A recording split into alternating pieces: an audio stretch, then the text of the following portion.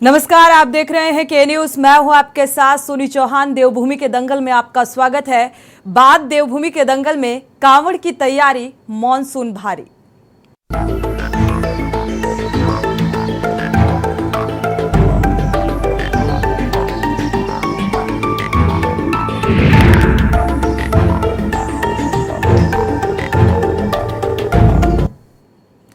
तो उत्तराखंड में धामी सरकार ने बड़ा फैसला लेते हुए राज्य में अगले 6 महीने तक हड़ताल करने पर रोक लगा दी है और सरकार ने इसके पीछे चारधाम यात्रा और मॉनसून को वजह बताया है। एक तरफ जहां चारधाम यात्रा में रिकॉर्ड श्रद्धालु आ रहे हैं, रिकॉर्ड तोड़, तो वहीं दूसरी ओर कांवड़ यात्रा में इस वर्ष 3.5 से 4 करोड़ कांवड़ियों के आने का अनुमान लगाया जा रहा है। और इन सब के बीच धामी सरकार की परेशानियां मॉनसून भी अब बढ़ाने वाला है। मॉनसून सीजन में एक ओर जहां पहाड़ों में लैंडस्लाइडिंग की घटनाएं बढ़ने का खतरा बढ़ जाता है, तो वहीं दूसरी ओर जगह जगह खुदी सड़कें और आधे अधूरे निर्माण कार्यों को मॉनसून से पहले पूरा करना सरकार के लिए एक बड़ी चुनौती है। और वहीं राज्य में इस मुद्दे पर राजनीति भी गर्मा गई है। कांग्रेस का कहना है कि सरकार ने ना मॉनसून के लिए और ना ही चारधाम यात्रा के लिए और ना ही कांवड़ यात्रा के लिए कोई तैयारी की। सरकार सिर्फ हवाई बातें कर रही है। वहीं सत्ता पक्ष विपक्ष के इन आरोपों को सिरे से खारिज कर रहा है और आज इसी मुद्दे पर हम चर्चा करेंगे, लेकिन पहले आपको दिखाते हैं ये रिपोर्ट। उत्तराखंड में धामी सरकार ने बड़ा फैसला लेते हुए राज्य में अगले 6 महीने तक हड़ताल करने पर रोक लगा दी है। सरकार ने इसके पीछे चारधाम यात्रा और मॉनसून को वजह बताया है। इन सब के बीच धामी सरकार की परेशानियां मॉनसून से बढ़ने वाली है। मॉनसून में एक ओर जहां पहाड़ों में लैंडस्लाइडिंग की घटनाएं बढ़ने का खतरा है, तो वहीं दूसरी ओर जगह जगह खुदी सड़कें और आधे अधूरे निर्माण कार्यों को मॉनसून से पहले पूरा करने का सरकार के लिए बड़ी चुनौती है। इन सब को देखते हुए सरकार ने राज्य में अगले 6 महीने तक कर्मचारियों की हड़ताल पर रोक लगा दी है। सरकार के इस फैसले को बीजेपी प्रदेश अध्यक्ष महेंद्र भट्ट ने जनहित में बताया है। ये किसी हड़ताल को मांग से जुड़ा हुआ विषय नहीं है। अभी जो है अपना मानसून काल आने वाला है। अनेकों मानसून काल के नाम पर ज़्यादा गुजरात की कल घटना हुई, आपको पता होगा कि कितने बड़े तूफान के बाद कई घरों में इस प्रकार स्थिति आगे, लोग रहने लायक नहीं है। ऐसी स्थिति से बचना है और काम सरकार का काम लेगा तंत्र कर्मचारी है। इसलिए कर्मचारियों को ये भी समझना पड़ेगा। कांग्रेस तो मुख्य दल है, वो भी चाहेगा शांतिपूर्ण व्यवस्था बनी रहेगी, सबके हितों की सुरक्षा हो, अब वर्षा काल में किसी को कष्ट न हो। इन सारे विषयों को लेकर कोई निर्णय होता है, उस निर्णय का स्वागत करना चाहिए, न कि उस पर राजनीति ढूंढनी चाहिए।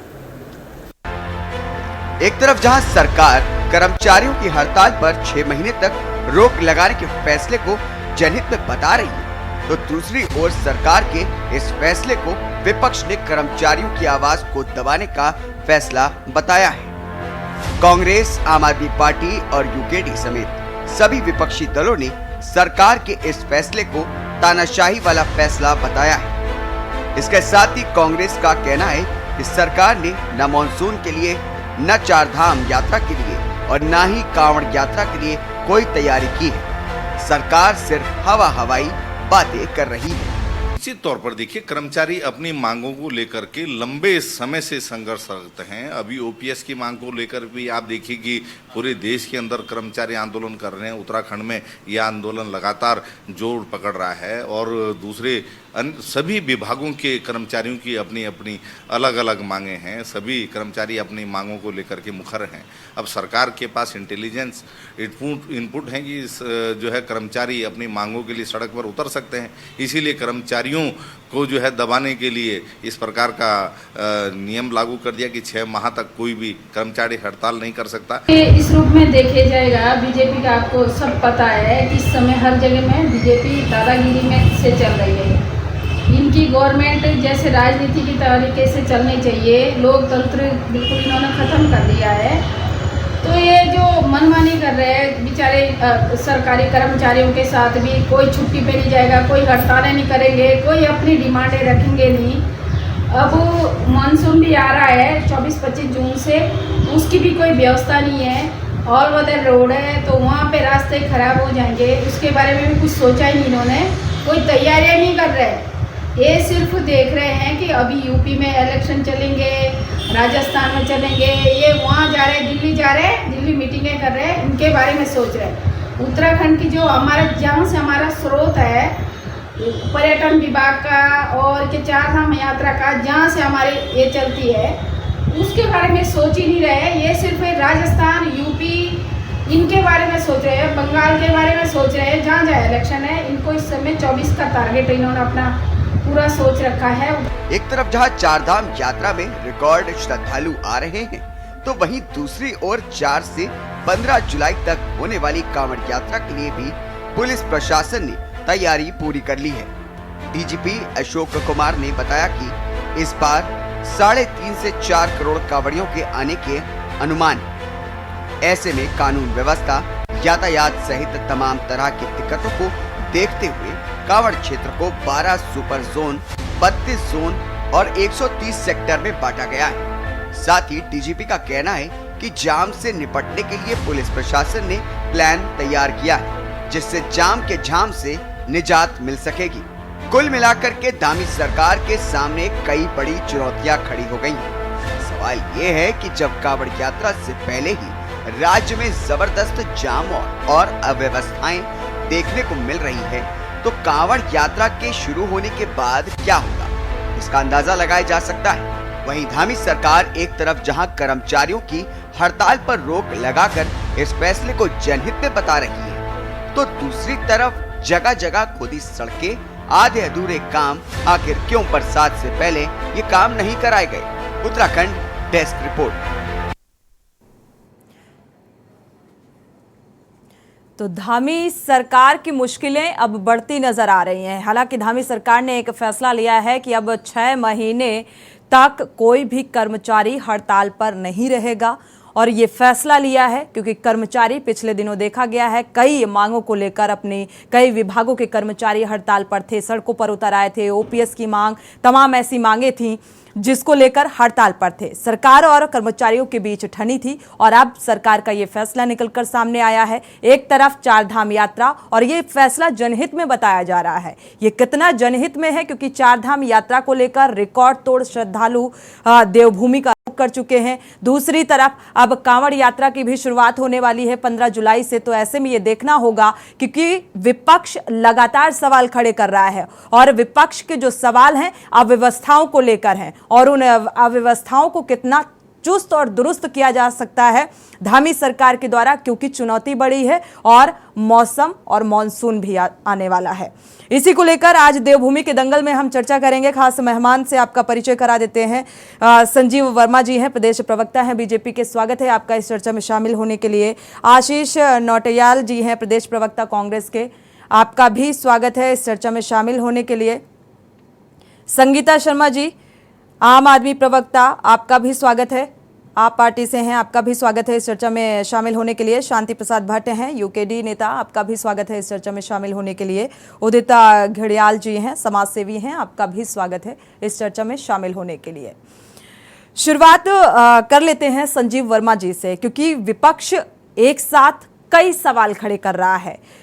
इस हड़ताल, अब आने वाले 6 महीनों तक कर्मचारियों की हड़ताल को रद्द कर दिया गया है। ये फैसला धामी सरकार ने लिया है और इस फैसले को जनहित में बताया जा रहा है।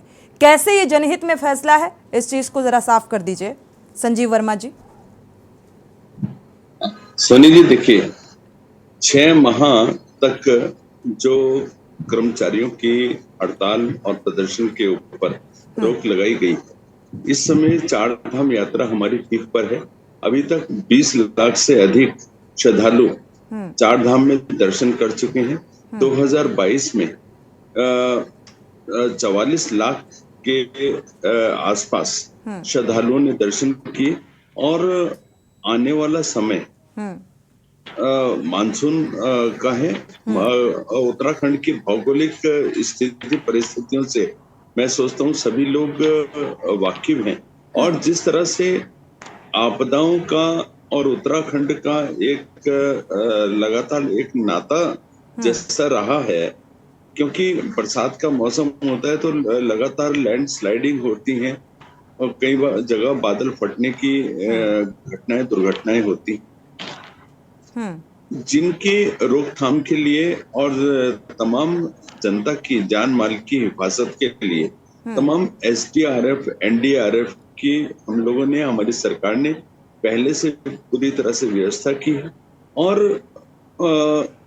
ऐसे समय पर यदि किसी भी प्रकार की यदि कोई विपदा आती है, प्राकृतिक आपदा आती है, तो ऐसे समय पर कर्मचारियों की और मैन फोर्स की किसी प्रकार की कोई कमी ना होने पाए और तमाम सुख सुविधाएं जनता के पास तक बहुत तेजी के साथ पहुंच जाएं, इन्हीं सारी बातों का ध्यान रखते हुए सरकार के द्वारा जो 6 माह का तमाम हड़ताल और विरोध प्रदर्शन के ऊपर रोक लगाई, तो ये जनहित में उठाया हुआ एक महत्वपूर्ण और एक अच्छा फैसला है। मैं सोचता हूँ अपने जितने हमारे तमाम, लेकिन विपक्ष का ये कहना है संजीव वर्मा जी कि कर्मचारियों की मांगों को दबाने के लिए ये फैसला लिया गया है। संजीव जी, सोनी जी, देखिए, विपक्ष की एक आदत से बन गई है, वो हर चीज में नुक्ताचीनी निकालने का वो लोग काम करते हैं, हर चीज के गलत मायने, हर चीज के विपरीत मायने निकालने का वे लोग काम करते हैं। लेकिन मैं अपने तमाम विपक्ष के जितने साथी हैं उनसे भी आग्रह करता हूं और तमाम विपक्षी पार्टियों से भी आग्रह करता हूं, ये उत्तराखंड प्रदेश केवल भारतीय जनता पार्टी का नहीं बल्कि आपका भी है, और जन सहयोग के लिए और जनहित के लिए सरकार यदि कोई निर्णय लेती है तो उसमें हर चीज में विरोध विपक्षी दल है, उसमें विपक्ष को समर्थन मतलब करना चाहिए। लेकिन सवाल काफी उठाए जा रहे हैं विपक्ष की तरफ से, भौगोलिक स्थिति, क्या सत्ता पक्ष ही भाप पाया है? आपके पास आएंगे आशीष नौटियाल जी। विपक्ष को भौगोलिक स्थिति का पता नहीं है उत्तराखंड की क्या कुछ स्थितियां हैं, मॉनसून आने को है, और वो बात अलग है कि सत्ता पक्ष बहुत अच्छे से स्थितियों को समझ भी रहा है और जो अव्यवस्थाएं हैं वो उनको सुधारने का भी काम नहीं कर रहा है।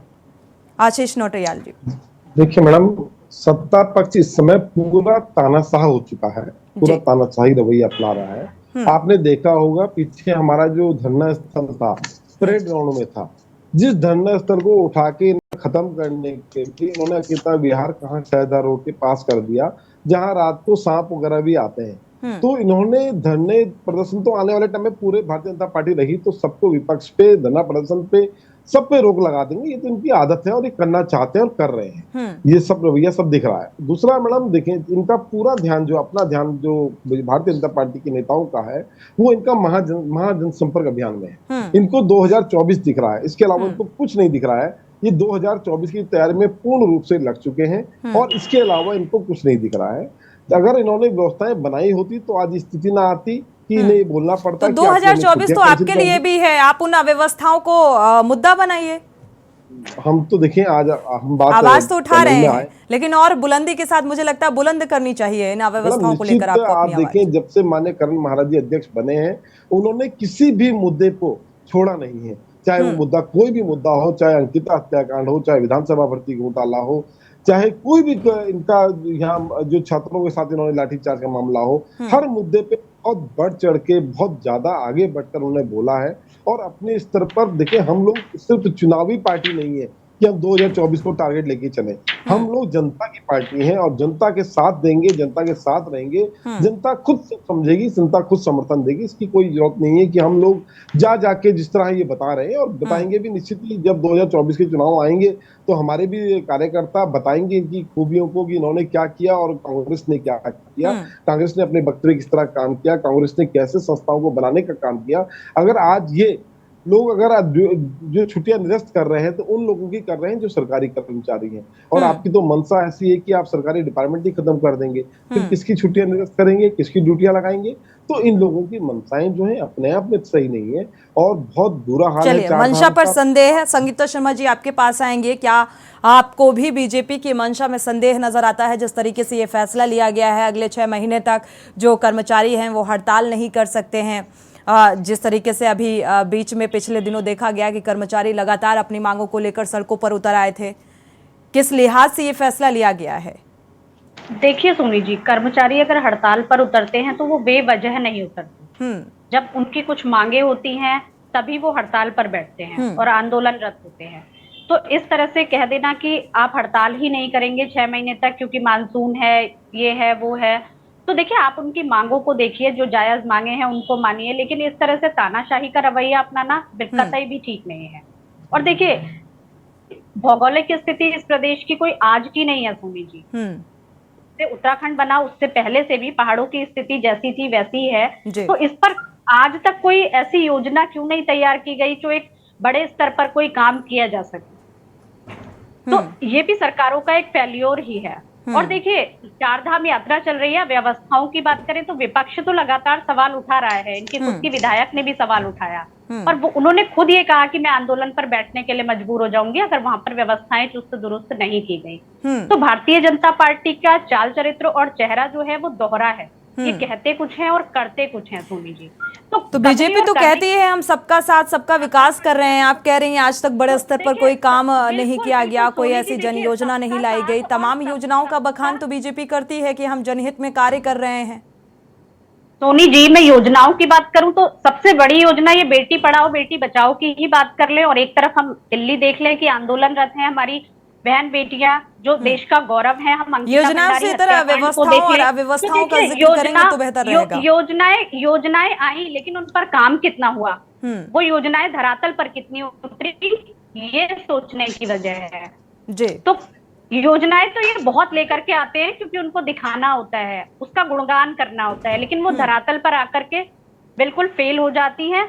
वो उस तरह से सड़क जमीन पर नहीं उतर पाती। अभी उत्तराखंड के क्या हालात हैं? शिक्षा की बात करें तो समग्र शिक्षा योजना के तहत हर बच्चे को स्कूल तक पहुंचना था। आज क्या बिल्कुल संगीता जी, सवाल भी बहुत हैं और जवाब भी लेंगे। संजीव वर्मा जी हमारे साथ जुड़े हुए हैं, बीजेपी प्रवक्ता, अपना पक्ष रखने के लिए।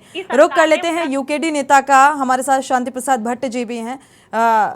शांति जी, आपकी प्रतिक्रिया भी इस मामले को लेकर बेहद महत्वपूर्ण हो जाती है क्योंकि ये फैसला क्या वाकई जनहित में लग रहा है जो धामी सरकार ने लिया?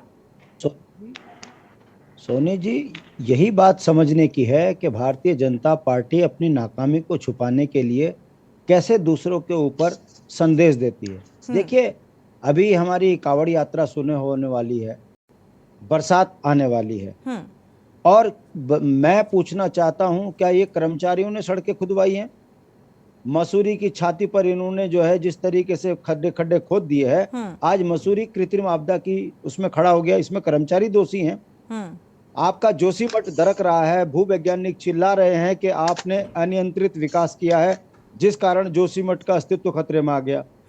आपने बद्रीनाथ के अंदर बिना वैज्ञानिक सलाह के जिस तरीके से खुदाई शुरू कर दी है, वहां भी कृत्रिम आपदा आने को बिल्कुल तैयार बैठी है। जुलाई में आप सुनेंगे, भगवान ना करे ऐसा हो।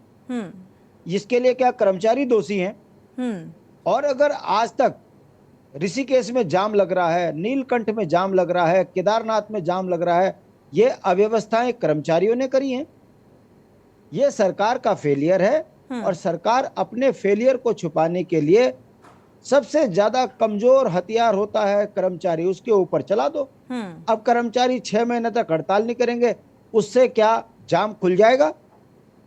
क्या मसूरी में जो कृत्रिम आपदा आने को मुहाने पे खड़ी है आपके 40% कमीशन के चक्कर में, क्या ये ठीक हो जाएगा? क्या जोशीमठ की समस्या ठीक हो जाएगी? आपके केदारनाथ में जिस तरीके से पीतल सोने में बदल गया, क्या ये किसी कर्मचारी ने किया?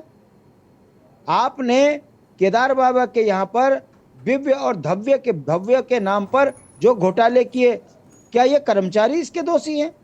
कहने का मतलब है भारतीय जनता पार्टी जो आकंठ राजनीतिक बेईमान पार्टी है, वो अपने काले कारनामों को छुपाने के लिए उत्तराखंड की सरकार जानबूझकर कर्मचारियों के ऊपर दबाव बनाकर अपने घोटालों को छुपाना चाहती है। सोनी जी, मैं आपको बता दूं, शनिवार और इतवार ऋषिकेश, नीलकंठ महादेव, स्वर्ग आश्रम, मसूरी, केदारनाथ, रुद्रप्रयाग, आप 7-7, 8-8 घंटे का जाम झेल रहे हैं। मैं पूछना चाहता हूं, ऐसे में तो सरकार को बर्खास्त करने देना चाहिए। ये सरकार इतनी निकम्मी है जब जनता को सुविधाएं नहीं दे सकती। दूसरी तरफ ये सरकार कहती है कि यहाँ 40 लाख से ज्यादा श्रद्धालु आ गए। मैं पूछना चाहता हूं, अगर 40 लाख श्रद्धालु आए तो उनको सुविधा क्या दी? जाम, प्यास। बिल्कुल, सवाल अनेक हैं। हमारे साथ उदित जी भी बैठे हुए हैं, आते हैं शांति सोनी जी, दोबारा रुक करेंगे। भाजपा के नेताओं को जवाब देना पड़ेगा, और अगर ये इस तरीके से काम करेंगे तो बिल्कुल सभी को जवाब देना पड़ेगा। सत्ता में जो काबिज होता है उसकी अहम जिम्मेदारी बन जाती है समाज और आम जनता से जुड़ी हुई हर एक मुद्दे पर उनकी जवाबदेही बनती है। उदित जी का रुख कर लेते हैं। उदित जी, चूंकि आप समाज सेवी हैं और सामाजिक दृष्टिकोण के लिहाज से अगर देखा जाए तो ये फैसला कितना महत्वपूर्ण और कितना जनहित में नजर आ रहा है आपको, और क्या लगता है इस फैसले से जो समस्याएं हैं उनका हल निकलेगा? सोनी जी, देखिए, मेरे को कई बार ताज्जुब होता है कि उत्तराखंड की अगर मैं जनसंख्या देखूं तो करीब 1.25 करोड़ 1.30 लाख होगी, 1.30 करोड़ के करीब। उसमें चंद कुछ हजार कर्मचारी हैं। इन कर्मचारियों को मेरे हिसाब से, अगर मैं भारत के परिवेश में संपूर्ण में देखूं, जो गरीबी है, जितनी बड़ी जनता है, उस हिसाब से बहुत कुछ मिल रहा है। आप अगर आम जनमानस से पूछेंगे, आम जनमानस, नेताओं के प्रति तो है ही उनका एक विरोध, लेकिन अगर आप आम जनमानस से पूछेंगे, किसी कलेक्ट्रेट में जाएंगे, किसी आप एसडीएम ऑफिस में जाएंगे, कहीं आप नगर पालिका में जाएंगे, आप नाम लीजिए जगह का, उस जगह पे आम जनमानस का रोष जो है वो कर्मचारियों के प्रति। अब अगर इसमें भी कर्मचारी सब कुछ जो मिल रहा है, ठीक है, उनकी जायज मांग हो सकती है, कई मांग हो सकती है, लेकिन कभी कभी किसी आपदा को भी देखना चाहिए। ये एक तरीके से अभी जितना बड़ा होने वाला जमघट उत्तराखंड में और जो इस वक्त चल रहा है, हमारे भाई लोगों ने, सब प्रवक्ताओं ने अच्छा बोला है कि उन्होंने कहा है कि कहीं परेशानी आ रही है, कहीं उसमें ऋषिकेश में आप झेल रहे हैं, लेकिन आप ये भी समझिए कि जो हाईवे बनते चले आ रहे हैं, जिस हिसाब से हाईवे बन रहे हैं, जिस हिसाब से सुविधाएं बन रही हैं, और 140 करोड़ पार कर चुके हैं, कम से कम 100 करोड़ हिंदुओं की आस्था है कि हम किसी तरीके से हरिद्वार पहुंच जाएं, कुछ भी है, हम ऋषिकेश, कुछ बद्रीनाथ, केदारनाथ। तो इसके लिए बहुत बड़ी प्लानिंग करनी पड़ेगी, हर सरकार को करनी पड़ेगी। वर्तमान सरकार ही नहीं, हर सरकार को अगले 20, 30, 40 साल की प्लानिंग लेके चलनी पड़ेगी। जहां तक सवाल है कर्मचारियों के रोक का, देखिए, सरकार किस नजरिए से उसे ले रही है वो मुझे नहीं मालूम, लेकिन प्रदेश हित में, जनमानस के हित में कर्मचारियों को कम से कम हड़ताल पे जाना चाहिए। आप कहीं भी घूम जाइए, मैं फिर कह रहा हूं, पूरे प्रदेश में, चाहे पहाड़ हो चाहे मैदान हो, कहीं आप घूम जाइए, कर्मचारियों के प्रति आम जनमानस का रोष है। तो अगर सरकार अपनी कुछ जरूरतों की वजह से इनकी हड़ताल को रोकना चाहती है तो कर्मचारियों को इसमें आक्रोशित नहीं होना चाहिए, और थोड़े समय बाद कर लें, जनवरी फरवरी में कर लें, सर्दियों में कर लें, जब धाम सारे बंद हो जाए, तब सरकार। चलिए, आप इस फैसले का समर्थन कर रहे हैं उदित जी, अच्छी बात है, लेकिन कर्मचारियों को अपनी मांगों के लिए सड़कों पर आना ही क्यों पड़ता है? देखिए, मेरे को नहीं मालूम कि यहाँ पर क्यों आना पड़ रहा है। मैं फिर कह रहा हूँ, अगर मैं संपूर्ण कर्मचारियों को देखूं देश भर के 150 करोड़ में 80 करोड़ तो केवल 80 करोड़ जो जनमानस है वो केवल राशन, फ्री के राशन से सरवाइव कर रही है, बाकी किसी तरीके से कैसे भी सरवाइव कर रहे हैं। अब बचे चंद लाख लोग, तो चंद लाख लोग सरकारी हैं, इनको सारी सुविधाएं मिल रही है, हर तरह की सुविधाएं मिल रही है। आप कहीं नगर पालिकाओं में जाइए, आप अगर देहरादून का हाल देखिए, वो किसी नेता ने नहीं करा है। देहरादून स्मार्ट सिटी कर्मचारियों की देन है जो उससे जुड़े हुए हैं। आप कहीं चले जाइए, देहरादून में खुदा पड़ा हुआ है, देहरादून बुरी तरीके से। तो अगर नेताओं को हम दोषी मान रहे हैं, अधिकारियों को, तो कर्मचारी भी उसके साथ हैं, अंग हैं, तो उनको भी अपनी जिम्मेदारी माननी चाहिए। वो क्यों जा रहे हैं, मैं बार बार देख रहा हूँ, ये लगातार हड़ताली प्रदेश बनता जा रहा है, किसी की भी सरकार हो, चाहे वो कांग्रेस बिल्कुल, से लेकिन रही हो, चाहे वो हड़ताल बीजेपी कोई मुझे लगता है शौकिया नहीं करता है। हड़ताल करने के लिए विवश होना पड़ता है और उसे अपनी मांगों को उठाने के लिए सड़कों पर उतरना पड़ता है, क्योंकि अगर बहुत आसान तरीके से सरकार उनकी बातों को समझे और उनकी मांगों को, उनकी जरूरत को समझे, तो मुझे लगता है ये नौबत नहीं आएगी। इस बात को लेकर धामी सरकार के कर्मचारियों की हड़ताल पर रोक लगाए जाने के फैसले को विपक्ष तानाशाही फैसला करार दे रहा है और इसी मुद्दे को लेकर हम देवभूमि के दंगल में चर्चा कर रहे हैं। हमारे साथ लगातार खास मेहमान जुड़े हुए हैं। संजीव वर्मा जी, आपका रुख करेंगे। ये अभी तक जो हड़ताल पर रोक लगाई गई, इस पर हमने जिक्र किया और इसका आपने बखूबी जवाब दिया, लेकिन जनहित का जो आपने कहा कि ये फैसला है, साथ ही अब बात व्यवस्थाओं को लेकर कर लेते हैं। चार धाम यात्रा के दौरान जो जाम के झाम से आम जनता और श्रद्धालु जूझे, उस बात का जवाब, और साथ ही अब आने वाले 15 जुलाई से कांवड़ यात्रा की शुरुआत होने वाली है, उसको लेकर क्या कुछ तैयारियां हैं, क्योंकि विपक्ष कह रहा है कि हवाई बातें आप लोग कर रहे हैं और कोई तैयारी नहीं है। अनम्यूट करिएगा।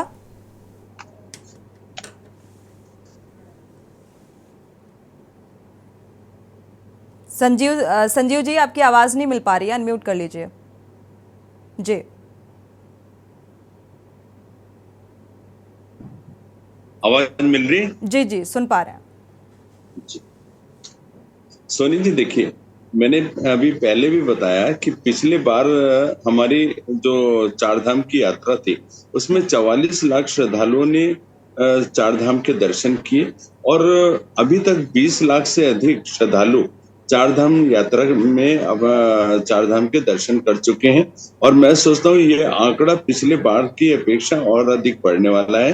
तमाम सुविधाओं से सुसज्जित ये यात्रा है। पूरी व्यवस्थाओं की चिंता सरकार पूरी गंभीरता से कर रही है और सभी यात्री, मैं सोचता हूँ, पूरी तरह से संतुष्ट हैं। तमाम मेडिकल की जो फैसिलिटीज है, चाहे रुकने की फैसिलिटीज है, चाहे खाने पीने की बात हो, उनकी संजीव वर्मा जी, श्रद्धालु खुश हैं जो वहां पर जा रहे हैं, लेकिन विपक्ष को ही तकलीफ हो रही है कि आपने व्यवस्थाएं चुस्त दुरुस्त कर रखी हैं, तो दिक्कतें विपक्ष को क्यों हो रही हैं? एक मिनट सोनी जी, आपका प्रश्न बहुत अच्छा है। बिल्कुल आपका प्रश्न बिल्कुल बढ़िया वाला है। बढ़िया वाला मैंने इसलिए कहा कि जो जनता यहाँ पर उत्तराखंड आ रही है वो अप्रिशिएट कर रही है हमारी सरकार की जो काम है, हमारी सरकार की व्यवस्थाएं हैं, उनको वो लोग अप्रिशिएट कर रहे हैं जिनको सुविधाएं मिलनी चाहिए। किंतु सबसे ज्यादा पेट में दर्द किसके होता है? विपक्ष के, कि सरकार की तारीफ क्यों हो रही, उनको सरकार की तारीफ बर्दाश्त नहीं होती। इसलिए बजाय एक कुछ अच्छे कंस्ट्रक्टिव सुझाव देने के, वो हमेशा एक आलोचनात्मक जो उनका व्यवहार बन गया है, वो हमेशा ये सोचते हैं कि हम विपक्ष हैं तो हमको हर समय आलोचना ही करनी है। मेरे भाई, प्रदेश आपका भी है, यहाँ की आर्थिकी सुदृढ़ होगी, यहाँ हर व्यक्ति के पास उसकी पेइंग कैपेसिटी ज्यादा होगी, पैसा ज्यादा होगा, हमारे प्रदेश का नाम होगा, तो आपको भी इस बात के लिए खुशी होनी चाहिए। ठीक बात है संजीव वर्मा जी, यहाँ पर प्रदेश का नाम होगा, आर्थिक स्थिति अच्छी होगी, लेकिन जब कोई भी देखा जाए, अगर श्रद्धालु, क्योंकि हर किसी को चारधाम यात्रा करनी होती है, देश विदेश से श्रद्धालु यहाँ पर पहुँचते हैं, कांवड़ यात्रा की भी शुरुआत होने वाली है, तो उनकी इन सारी व्यवस्थाओं को चुस्त दुरुस्त करने की जिम्मेदारी सरकार की है। तो अब इन व्यवस्थाओं को लेकर कितनी तैयारियां हैं? चारधाम यात्रा और साथ ही अब कांवड़ यात्रा को लेकर कितनी तैयारी है? मैं बता रहा हूँ सोनी जी। देखिए, चारधाम यात्रा हमारी बहुत अच्छे से चल रही है। 20 लाख से अधिक श्रद्धालु भी यात्रा कर चुके हैं और अभी ये गतिमान है। और अभी रिसेंटली कुछ ही, मैं सोचता हूँ हफ्ते डेढ़ हफ्ते में शायद मानसून की भी दस्तक उत्तराखंड में होने वाली है। और अब उत्तराखंड की भौगोलिक स्थिति को देखते हुए ये बहुत सेंसिटिव जोन में हमारा उत्तराखंड आता है, क्योंकि यहाँ लैंडस्लाइडिंग की बड़ी घटनाएं होती हैं, कई जगह बादल फटने की घटनाएं होती हैं, कई जगह हैवी रेनफॉल होता है। तो इन सारी चीजों में किसी भी प्रकार का जान माल की कोई हानि ना हो और सभी लोगों की सुरक्षा का ध्यान भी सरकार के द्वारा रखा जाना है। तो ऐसी स्थिति में हमारे पास एक मैन पावर भी अच्छी चाहिए। शासन और प्रशासन हर समय चुस्त दुरुस्त 24 आवर अलर्ट पे रहे। इसी सारी बातों को ध्यान में रखते हुए जो कर्मचारियों के धरना प्रदर्शन हड़ताल पर 6 महीने की रोक लगाई गई है, ये पूरी तरह से जनहित में है। दूसरी बात अभी आपने कही कि आने वाला कर्मचारियों की हड़ताल पर रोक लगा दी गई। समझ में आता है कि अब मॉनसून भी आने वाला है, चुनौती बड़ी है, ऐसे में हड़ताल पर रोक लगती है तो कुछ ऐसी अव्यवस्थाएं सामने नहीं आएंगी। लेकिन जो अव्यवस्थाएं पहले से हैं, अगर हम सड़कों की बात करें, खुदी हुई सड़कें, अभी जिक्र किया था शांति प्रसाद जी ने कि मसूरी और जोशीमठ के क्या कुछ हालात हैं, खुदी हुई सड़कें हैं, किस तरीके से जाम की स्थिति बनती है, तो ये तो पहले से है ना, इनको चुस्त दुरुस्त करना चाहिए था। जी सोनी जी, मैं बता रहा हूँ, आप यदि सड़कों की खुदी हुई की बात कर रहे हैं तो जो देहरादून में स्मार्ट सिटी का कार्य लगभग 80% पूर्ण कर लिया गया है और इस समय कोई भी ऐसी सड़क नहीं है जो खुदी हुई हो। चलिए, हमारे साथ आशीष जी हैं, आशीष जी से पूछ लेते हैं कि आखिर क्या वाकई आप लोग खामेखा ये हवाई बातें बता रहे हैं। ठीक है संजीव वर्मा जी, आपका वापस से रुक करेंगे क्योंकि समय और भी मेहमानों को देना है। संजीव जी आते हैं आपके पास।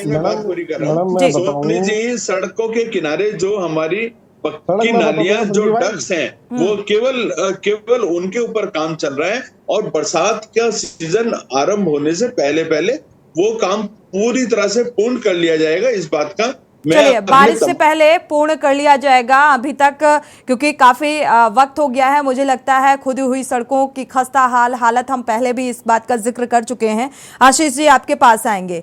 हालांकि दावा जैसा कि संजीव वर्मा जी कह रहे हैं कि व्यवस्थाएं चुस्त दुरुस्त हैं, मॉनसून आने वाला है, उसको लेकर भी तैयारियां जोरों पर हैं, तो खामेखा आप लोग सवाल उठा रहे हैं। देखिए मैडम, गर्मियों का सीजन है तो संजीव भाई हो सकता है मार्केट ना निकले हो, जगह का ध्यान ना दिया हो, पूरा देहरादून खुदा पड़ा है, सारी सड़कें खुदी पड़ी हैं। और एक बात और बताऊं, काम भी नहीं चल रहा है, सिर्फ खुदा पड़ा है। काम कहीं पे 2-4 लोग वो सरिया बांधते हुए दिख जाए, नहीं तो काम भी नहीं चल रहा है। सड़कें सारे नंबर चेंज कराइए श्रीमान।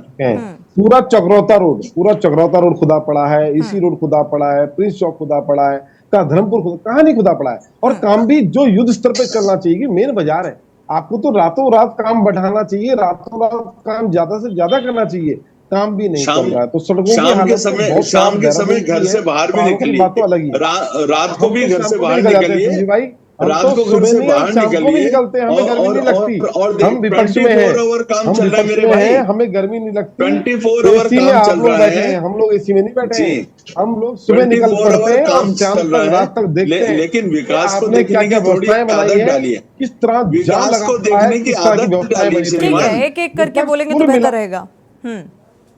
विपक्ष कुल मिला के मैडम 2024 की तैयारी कर रहा है, इसके अलावा कुछ नहीं कर रहा है। अभी संजीव भाई ने बोला व्यवस्थाएं बहुत चाक चौबंद है। आपको किसने रुकाया श्रीमान? अरे आपको किसने रुका? मेरे भाई का महोदय है, 2024 की तो हम तैयारी कर रहे हैं, इसमें कोई संदेह नहीं। बताया कि आपको किसने आपको किसने रुकाया मेरे भाई? आपको चलिए, इस बात का जिक्र शांति जी भी हमारे साथ जुड़े हुए हैं, इसके बाद संगीता जी का रुख करेंगे। शांति जी आपके पास आएंगे। आखिर जैसा कि हमारे साथ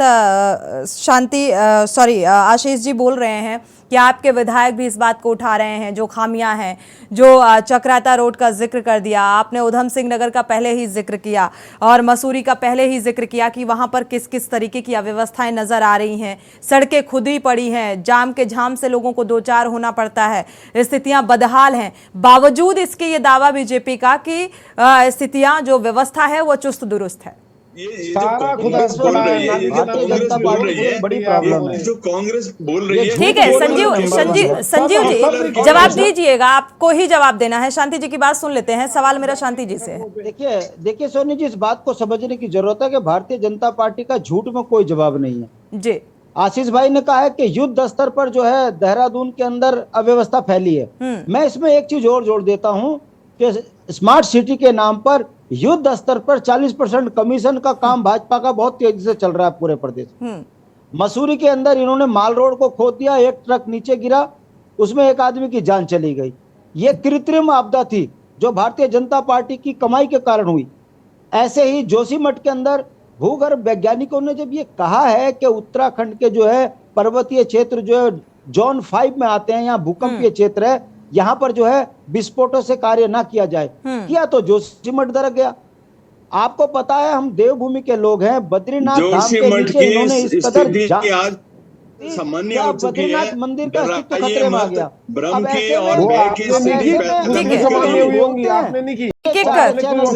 जी आशीष जी आपके पास आएंगे, तब आप अपनी बात को रखिएगा। शांति जी अपनी बात पूरी करिए जी। भ्रम और भय का वातावरण मत फैलाइए। भाजपा के नेता बीच में डिस्टर्ब कर रहे हैं। मैं पूछना चाहता हूं कि बद्रीनाथ में अरे तो झूठ क्यों बोल रहे हैं मेरे भाई, इसमें कोई आपदा आ गई, झूठ क्यों बोल रहे हैं? इस डिबेट को संभाल ठीक है, सुन लीजिए, इसके बाद जवाब दीजिएगा। संजीव जी जवाब आपको ही देना है, सुन लीजिए। सोनी जी आप इस डिबेट को संभाल के रखिएगा। जुलाई के अंदर बद्रीनाथ के अंदर कृत्रिम आपदा की संभावना बनी हुई है, क्योंकि पूरा बद्रीनाथ खोद दिया इन्होंने। कारण वही 200-250 करोड़ का डकैती डालनी है। ये वो जुमलेबाज पार्टी है जिन्होंने केदारनाथ के मंदिर में तांबे को सोना बना दिया और उसके पैसे खा गए। ये पार्टी है जो QR कोड लगाकर चंदे में पैसा खा जाती है। ये वो पार्टी है जो अंकिता को न्याय दिलाने के नाम पर बेईमानों को संरक्षा करती है और नारे करती है बेटी पढ़ाओ बेटी बचाओ। हमारा ये कहना है, हम विपक्ष के नेता हैं, हमारा कर्तव्य है कि सरकार की कार्यप्रणाली में यदि कहीं कोई कमी है तो उसको जनता के बीच में लेके आए और सरकार उसमें सुधार करे। मगर हम सुधार की बात तो छोड़िए, ये 40% कमीशन खोर पार्टी जो केवल और केवल व्यापार के धंधे के अलावा कुछ नहीं करती, परिणाम आपके सामने है। चलिए यह बताइए संजीव वर्मा जी, इस बात का जवाब दे दीजिए। भ्रष्टाचार का जिक्र हो रहा है और भ्रष्टाचार के लिए कितनी आवाजें बीजेपी की तरफ से बुलंद हुई, विपक्षियों के लिए सवाल उठाए गए और आज भ्रष्टाचार का आरोप आप पर। सोनी जी, जीरो टॉलरेंस की सरकार हमारी चल रही है और माननीय मुख्यमंत्री जी जीरो टॉलरेंस की नीति धरातल पर नजर आनी चाहिए। संजीव वर्मा बिल्कुल सोनी जी, धरातल पे नजर आ रहा है, धरातल पर नजर आ रही है। 1064 जो माननीय मुख्यमंत्री जी ने एक ऐप जारी किया है, कोई भी जन सामान्य किसी को भी किसी भी प्रकार की कोई प्रॉब्लम होती है या कोई भी भ्रष्टाचार की बात आती है, आप तुरंत 1064 पर अपनी शिकायत डालिए। इंस्टेंट कार्यवाही होती है। आपके झूठ बोलने से कुछ नहीं होता है, भ्रम मत फैलाइए। शिकायत करो, कार्रवाई तो होती नहीं। मुख्यमंत्री जी उसमें केवल माफियाओं में और माफियाओं से घिरे हुए सब जगह कार्यवाही, सब जगह कार्यवाही होती है। उत्तराखंड में मेरे भाई, एक ही काम है, मेरे भाई आप तो अरे आप तो वही लोग हैं, आप वही लोग हैं, बिल्कुल। संजीव वर्मा जी इस बात का जवाब दे दीजिए। वाकई जिस तरीके से भ्रष्टाचार का जिक्र, साथ ही अगर जो कांवड़ यात्रा का जिक्र करें जिस पर हम चर्चा कर रहे हैं, चार धाम यात्रा में श्रद्धालुओं का आंकड़ा आपने बेहतर गिनाया और आपने कहा कि बहुत बेहतर, बहुत स्मूथली सारी चीजें और व्यवस्थाओं के साथ हैं, श्रद्धालु बहुत खुश हैं। अब कांवड़ यात्रा के लिए आपने किस तरीके से प्रशासनिक और कांवड़ यात्रियों के लिए क्या कुछ इंतजाम किए हैं? सोनी जी देखिए, पिछली बार लगभग 3 से 4 करोड़ के बीच कांवड़ियों ने यहाँ पर यात्रा की और यहाँ पर आए और एक बहुत अच्छी सुव्यवस्थित यात्रा यहाँ पर हुई। और मैं सोचता हूँ इस वर्ष लगभग 4 करोड़ के आसपास का अनुमान हमारा है कि 4 करोड़ के आसपास या 4 करोड़ से अधिक भी कांवड़ यात्री यहाँ पर आने वाले हैं। सरकार के द्वारा पूरी तरह से यात्रा सुव्यवस्थित हो, सुगम हो, सुरक्षित हो, उसके लिए तमाम तरीके की सरकार के द्वारा व्यवस्थाएं कर ली गई हैं। उनके रहने की, खाने पीने की, उनके चलिए ठीक है, कितनी गाड़ियों की व्यवस्थाएं हैं ये तो आने वाला समय बताएगा, क्योंकि चार धाम यात्रा में व्यवस्थाओं को लेकर भी सवाल लगातार उठाए जा रहे हैं। संगीता जी आपका रुख करेंगे, इसके बाद उदित जी का रुख करेंगे। संगीता जी आपके पास आएंगे, क्या लगता है व्यवस्थाएं चुस्त दुरुस्त होंगी, क्योंकि मानसून भी आने वाला है, ऐसे में डबल चुनौती है सरकार के सामने। अनम्यूट कर लीजिए। सोनी जी, जब चारधाम यात्रा शुरू होने वाली थी, आप ही के चैनल पे हमने तमाम डिबेट की व्यवस्थाओं को लेकर जी, और बीजेपी के सभी प्रवक्ता यही कहते नजर आए कि सरकार की बहुत बेहतरीन तैयारी है। इस बार बहुत बेहतरीन तैयारी है क्योंकि पिछली बार से हमने सबक लिया है। लेकिन क्या पिछली बार से सबक लिया और वो तैयारियां दिखाई दी? इन्हीं के विधायकों ने इन पर सवाल उठाए और जिस तरह से जाम की स्थिति रही। और देखिए, चारधाम यात्रा तो अगली बार फिर आएगी, तो जो तीर्थ यात्री इस बार आए उससे और अधिक संख्या में तीर्थ यात्री आएंगे। तो आज से ही उस व्यवस्था को लेकर के तैयारियां शुरू क्यों नहीं की जाती, या एक रोड मैप तैयार क्यों नहीं किया जाता कि जब वो चारधाम यात्रा आए दूसरे वर्ष तो वो व्यवस्थाएं बिल्कुल दुरुस्त मिले। हर बार ये कह देना काफी नहीं होता कि बहुत चुस्त दुरुस्त व्यवस्थाएं हैं और यात्रा पूरी ऐसे ही निकल जाती है अव्यवस्थाओं के बीच, और फिर वो अगले वर्ष का इंतजार किया जाता है। उसी तरह देखिए, अब कावड़ यात्रा आने वाली है, मानसून की स्थिति है, ऐसे में बारिश, बादल फटना, बहुत सी समस्याएं यहाँ की भौगोलिक स्थिति के अनुसार होती हैं। तो क्या कावड़ यात्राओं की तैयारी है? अभी भी देखिए, संजीव भाई कह रहे हैं कि बहुत अच्छी तैयारी है, और जब हम कावड़ यात्रा को देखेंगे फिर हम सोनी जी बैठ करके डिबेट करेंगे। तो सिर्फ कह देना और उसे धरातल पर पूरी तरह मुकम्मल करना, दोनों बातों में फर्क है। तो संजीव भाई बार बार कहते हैं कि विपक्ष को राय देनी चाहिए, तो संजीव भाई मैं तो अभी से आपको राय दूंगी कि ये जो चारधाम यात्रा है उसके लिए आप अभी से एक अच्छा सा रोड मैप बनाइए कि अगली बार जो यात्रा हो तो वो बहुत चुस्त दुरुस्त हो सके। आपकी डबल इंजन की सरकार है, तो इस तरह की व्यवस्थाएं होनी चाहिए। 50% कमीशन का सुझाव दो। बिल्कुल 50% कैसे कमीशन मिलेगा उसका सुझाव दो। बिल्कुल शांति भाई बिल्कुल सही कह रहे हैं, क्योंकि ये सरकार जो है ये कमिशन खोरी पर चल रही है। और आप देखिए जो अभी शांति जी कांग्रेस के साथ आप जिस समय कोलिशन पार्टनर थे, जिस समय सरकार में कोलिशन पार्टनर, ठीक है संगीता जी की बात सुन लीजिए, इसके बाद रिप्लाई करिएगा। संजीव जी, संजीव भाई पूरी बात सुन लीजिए। देखिए 1905 की जो मैं बात करूं, आज से कम 5 महीने पहले ही शिकायत की गई। यहाँ जो मुख्यमंत्री जी की विधानसभा है वहां भी बाढ़ प्रभावित जो एरिया है और वो लगातार वहां गांव जो है वो बाढ़ से बह जाता है, तो वहां पर लगातार उस पोर्टल पर शिकायत की जा रही है और सोनी जी वो काम अभी तक नहीं हो पाया। तो देखिए, आप नंबर कितने भी सोनी जी जारी कीजिए, जब उस पर शिकायत की जाती है और काम नहीं होता तो उन नंबरों को जारी करने का क्या फायदा? हमने दिखाने के लिए केवल जारी कर दिए। 1905 पे बिजली की समस्या को लेकर शिकायत की गई, मुख्यमंत्री जी की विधानसभा में 28 घंटे बिजली नहीं रहती। ऐसा लगता है बिजली आती कम है जाती ज्यादा है। ऊर्जा प्रदेश है भाई, किस बात का ये ऊर्जा प्रदेश जब हम अंधेरे में रहना पड़ता है। उस पर लगातार शिकायत की जा रही है, लेकिन क्या उस समस्या का समाधान हो सका? तो देखिए, आप नंबर कितने भी जारी कीजिए, मैं तो फिर कहूंगी कि आप बड़ी बड़ी योजनाएं ले आइए, नंबर जारी कीजिए, लेकिन जब तक आपकी नीयत काम करने की नहीं होगी तब तक वो काम नहीं होगा। खनन माफिया, शिक्षा माफिया, ये बखूबी उत्तराखंड में पनप रहे हैं, इसमें कोई दो राय नहीं है। लेकिन जनता जो है वो महंगाई की मार, समस्याओं की मार, बिजली की मार, पानी की मार, ये सब कुछ झेल रही है। अभी आप देखिए लोहाघाट, पिथौरागढ़, पानी की इतनी समस्या है इन जिलों में सोनी जी की वहां के लोग पानी की समस्याओं को लेकर के परेशान है, लेकिन सरकार इससे निजात दिलाने के लिए बिल्कुल कर रही है। ये दिल्ली का बखान नहीं है संजीव भाई, आप आइए, मैं आपको लेकर के चल के दिखाऊंगी। मैं वहीं से हूँ, मैं जानती हूँ क्या स्थिति है, मैं धरातल की बात कर रही हूँ, आपकी तरह एसी कमरे में बैठकर बात नहीं कर रही हूँ संजीव भाई। ये खुद गाँव की समस्या है, यहाँ तो सारी नदियां बहती है, दिल्ली में तो फिर भी परेशानी है, बिजली नहीं बनती वहाँ, फिर भी वहाँ बिजली ज्यादा अच्छी आती है उत्तराखंड के हिसाब से, वहाँ बिजली का इतना कट नहीं होता। तो देखिए, आप दूसरों पर उंगली उठा करके संजीव भाई अपनी समस्याओं से नहीं बच सकते। आप दूसरों पर उंगली उठा करके अपनी समस्याओं से नहीं बच सकते। जो आपकी सरकार में काम हो रहा है, दूसरों पर उंगली उठाने से वो समस्याएं कम नहीं हो जाएंगी संजीव भाई। आप भले जीरो टॉलरेंस की बात कर लीजिए, आपके मंत्री सड़क पर पीटने का काम करते हैं, ये आपकी जीरो टॉलरेंस की सरकार है। युवाओं पर लाठीचार्ज होता है, ये आपकी जीरो टॉलरेंस की सरकार है। जवाब दीजिए ना, किस तरह की आप डबल इंजन की सरकार चला रहे हैं? 6,000 सड़कें अभी नहीं बनी, पलायन रोज हो रहा है, 230 से ज्यादा लोग रोज पलायन कर रहे हैं। केवल 32 गांव ऐसे हैं पूरे उत्तराखंड में जहां पर अभी सड़क नहीं है, सड़कें नहीं पहुंची है। मात्र 32 गांव ऐसे हैं। चलिए, लेकिन क्या मॉनसून से पहले ये ड्रेस दुरुस्त हो जाएंगी सड़कें?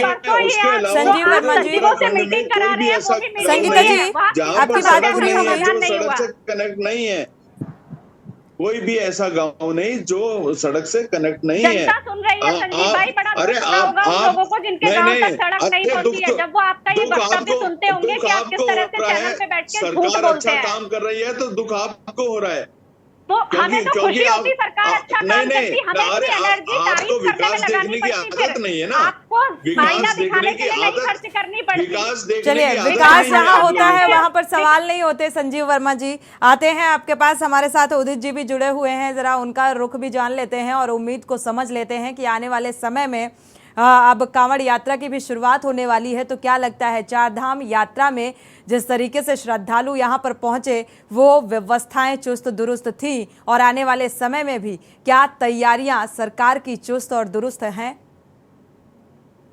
सोनी जी, देखिए, एक हकीकत है कि उत्तराखंड का जो इंफ्रास्ट्रक्चर है वो इतने बड़े श्रद्धालु और पर्यटकों को लेने लायक अभी नहीं बन पाया है। ये हमें एक्सेप्ट करना पड़ेगा, ये हकीकत है। जिस हिसाब से नेशनल हाईवेज बन गए, जिस हिसाब से कनेक्टिविटी राजस्थान से उत्तराखंड की, बम्बई से और जगह से, मतलब तमाम प्रदेशों से जितने बड़े बेहतरीन हाईवेज बनते जा रहे हैं, तो उतने ही तादाद अब आना चाहती है। गाड़ियों में, बसों में सहूलियत होगी, और वही अब हाईवे ऊपर पहाड़ पे बनते जा रहे हैं, तो उसका जो भार है वो सीधा सीधा धामों पे पड़ता है। सरकार को बहुत लंबी प्लानिंग करनी पड़ेगी और अभी से करनी पड़ेगी। देखिए, केदारनाथ की अगर कैरिंग कैपेसिटी 5,000 या 6,000 है, तो सरकार को ये प्लान करना पड़ेगा कि केदारनाथ में 6-7 हजार से ज्यादा लोग रोज के ना हो। अन्यथाएं, मैं वहां खुद ही इस बार ओपनिंग में गया था पैदल, स्थिति बहुत अच्छी नहीं थी, खच्चर वाले बहुत बुरी तरीके से चल रहे थे, बहुत कुछ व्यवस्थाएं बहुत सारी करनी पड़ती है सरकारों को, क्योंकि बर्फ है, हर तरीके की स्थिति होती है वहां पर। और हमारे यहाँ अभी जिस तादाद में यात्री आ रहे हैं, आप केदारनाथ में रुकने की व्यवस्था उतनी नहीं है, बद्रीनाथ में नहीं है, गंगोत्री में नहीं है, यमुनोत्री में नहीं है, तो ये सरकार को प्लान करना पड़ेगा एडवांस। मैं तो हर बार कहता हूँ कि सरकार को एक तो हिमालयन सेस हर यात्री, हर पर्यटक पर लगाना चाहिए, चाहे वो 100 रुपए का ही लगाएं। उससे कम से कम जो सालाना, अगर हम ये कह रहे 40 लाख लोग आ रहे हैं, तो आप समझ रहे कितना करोड़ जनरेट होगा हर साल। उसको हम लोग लगा सकते हैं टॉयलेट्स बनाने में, व्यवस्थाएं को करने में। ऋषिकेश एक बहुत बड़ा बॉटल नेक बनता जा रहा है, ऋषिकेश और हरिद्वार के बीच में बॉटल नेक बनता जा रहा है। इस पे सरकार को तत्काल बात करनी पड़ेगी। दूसरी हमारे यहाँ बहुत बड़ी मुसीबत है जो विकास में आड़े आती है, वो है वन विभाग। वन की वजह से आप ना सड़क काट पा रहे हैं, ना सड़क पार्किंग बना पा रहे हैं। तो ये तो देखिए, उत्तराखंड सरकार को, क्योंकि अब वही सरकार केंद्र में भी है, तो इस समय इनको पुरजोर कोशिश करनी चाहिए कि फॉरेस्ट विभाग। संजीव वर्मा जी, इस बात का जवाब दीजिएगा। जी जी, मैं एक मिनट पूरी कर लूं तो जी, पूरी कर लीजिए, बात पूरी कर लीजिए। सरकार को फॉरेस्ट विभाग से तत्काल रिलीज करानी पड़ेगी लैंड पार्किंग के लिए और सुविधाओं के लिए। अन्यथा जिस हिसाब से हाईवे बन रहे हैं, मैं आज फिर बता रहा हूँ, हमारा इंफ्रास्ट्रक्चर उसके लिए तैयार नहीं। बिल्कुल, हाईवे बना देने से महज समस्याओं का हल नहीं होने वाला। जी संजीव वर्मा जी, इस बात का जवाब दीजिए। जी सोनी जी, देखिए, जैसे अभी हमारे मित्र कह रहे थे कि इंफ्रास्ट्रक्चर का डेवलपमेंट हुआ है, और इंफ्रास्ट्रक्चर के डेवलपमेंट के वजह से हमारा जो श्रद्धालु हैं और अन्य टूरिस्ट हैं, वो उनकी संख्या में काफी हद तक इजाफा हुआ है। और आने वाले समय में हमको इसकी एक विस्तृत योजना बनानी चाहिए, और सरकार विस्तृत योजना बना रही है। जिस प्रकार से माणा तक डबल लेन की सड़कें अभी बन रही हैं, जिस प्रकार से 4G की कनेक्टिविटी माणा सीमांत क्षेत्र तक पहुंचा दी गई है। जिस प्रकार से केदारनाथ में रोपवे की पूरी तैयारी कर ली गई है, जहां ये तो बता दो जहां पित्तल को सोना कैसे बनाते हैं ये तो बता दो हमको। 7-8 घंटे केदारनाथ का में कौन सी सफर फैक्ट्री लगा दी है मात्र पीतल से सोना 35 से बनाने की? 40 ये मात्र बताओ। 35 से 40 मिनट वो में पूरा QR कर कोड लिया लगा के जाएगा। चंदा खाने वाला कौन है ये तो सोनी बता जी, दो। सोनी ये तो जी, बताओ ना सच। वो सोनी जी, 40% कमीशन सोनी और जी, 1509 करोड़ के जिस ठीक तरह है, से- आते हैं शांति जी, आते हैं जी। जिस तरह से सोनी जी, जिस पूछना तरह तो से पड़ेगा 7-8 घंटे में हम वो सोना बनाने की हमारा फैक्ट्री के बारे श्रद्धालु में तो वहाँ पता पे करना पड़ेगा। ठीक है, वो कनेक्टिविटी को बढ़ावा दिया आपने, इन तमाम बातों का जिक्र किया। शांति जी का जो सवाल है इस बात का भी जवाब दे दीजिए। सोनी जी जी वहाँ 30 से 35 मिनट में और सुगम यात्रा हमारे श्रद्धालु कर पाएंगे। तो मैं सोचता हूँ और अभी जितने जैसे जैसे यात्रा में यात्री बढ़ रहे हैं तो वर्मा जी, 40% पैसा कहाँ जाता है ये बता दो बस आप। दर्शन का जो समय था वो भी 22 घंटे कर दिया गया है, जिससे अधिक से अधिक लोग। संजीव वर्मा जी, ना, ठीक ना, है, जो आपने काम किया श्रद्धालुओं के बेहतरी के लिहाज से, ठीक है, उस बात को भी मैंने सुना, लेकिन इस बात का भी जवाब दे दीजिए। 40% का जिक्र बार बार शांति जी कर रहे हैं। सोनी जी, अगर जवाब नहीं देंगे तो ये सवाल यूं ही बना रहेगा। मैं जरूर दूंगा। बिल्कुल, समय कम है, इसलिए थोड़ा सा जल्दी। सोनी जी देखिए, जीरो टॉलरेंस की सरकार हमारी चल रही है। कोई किसी प्रकार का कोई भ्रष्टाचार नहीं है। यदि आपके पास एक भी प्रमाण है तो आप लेके आइए, उसके ऊपर तुरंत से तुरंत बिल्कुल इंस्टेंट हम लोग कार्रवाई करेंगे और कड़ी से कड़ी हम लोग कार्रवाई करेंगे। चलिए, वो मुद्दा शांति जी थोड़ा अलग हो जाएगा। अगर उस मुद्दे पे जाएंगे तो हम इस मुद्दे से भटक जाएंगे। तैयारियों को लेकर हम जिक्र कर रहे हैं और व्यवस्थाओं को लेकर हम बात कर रहे हैं। अव्यवस्थाओं को लेकर सवाल आप लोग भी खड़े कर रहे हैं। समय कम है, चर्चा को आगे नहीं बढ़ा सकते। आप सभी मेहमानों का इस चर्चा में शामिल होने के लिए बहुत बहुत शुक्रिया। लेकिन अधूरी तैयारियों का जिक्र विपक्ष बार बार कर रहा है और सवाल यही है कि अब कांवड़ यात्रा की शुरुआत होने वाली है, इसको लेकर दावा कर रही है बीजेपी सरकार की। धामी सरकार का कहना है कि तैयारियां चुस्त दुरुस्त हैं, लेकिन जमीनी हकीकत क्या है वो पता चलेगा, क्योंकि 15 जुलाई से कांवड़ यात्रा की शुरुआत है। क्योंकि चारधाम यात्रा की तैयारियों को लेकर भी यही कहना था धामी सरकार का कि तैयारियां चुस्त और दुरुस्त है, लेकिन कितनी चुस्त दुरुस्त है ये आने वाला समय तय करेगा। इसी के साथ देवभूमि के दंगल में फिलहाल बस इतना ही। आगे खबरों के लिए आप देखते रहिए के न्यूज़ इंडिया।